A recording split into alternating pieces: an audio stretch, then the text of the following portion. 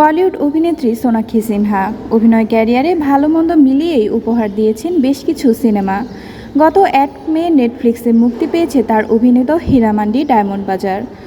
সঞ্জয় লীলা বানসালী নির্মিত এ সিরিজে রেহানা জান চরিত্রে অভিনয় করে প্রশংসা কুড়াচ্ছেন সোনাক্ষী।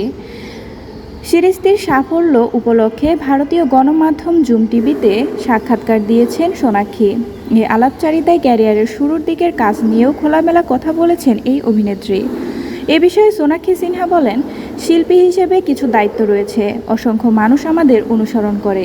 এটা স্বীকার করছি যে আমার বয়স কম ছিল এবং বড় বড় কিছু সিনেমায় কাজের সুযোগ তৈরি হয়েছিল। আমার মনে হয় সেই সময়ে দাঁড়িয়ে এসব সিনেমার প্রস্তাব কেউই ফিরিয়ে দিতেন না।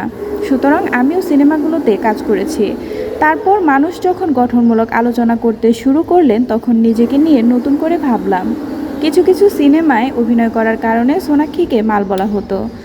স্মৃতিচারণ করে এই অভিনেত্রী বলেন, আকিরা থেকে যে ধরনের চরিত্রে অভিনয় করেছি তা আপনি খুবই স্পষ্টভাবে দেখতে পাচ্ছেন। আমি শুধু এটা বলার জন্য বলিনি, আমার কথার সত্যতা আছে।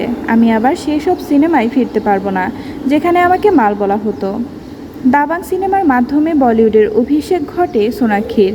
এই সিনেমায় তার বিপরীতে অভিনয় করেন সালমান খান। 2010 সালে এটি মুক্তি পায়। সিনেমাটি বক্স অফিসে সফলতা পাওয়ার পর সোনাক্ষী অভিনয় করেন Rowdy Rathore, Joker, Son of Sardaar প্রভৃতি সিনেমায়।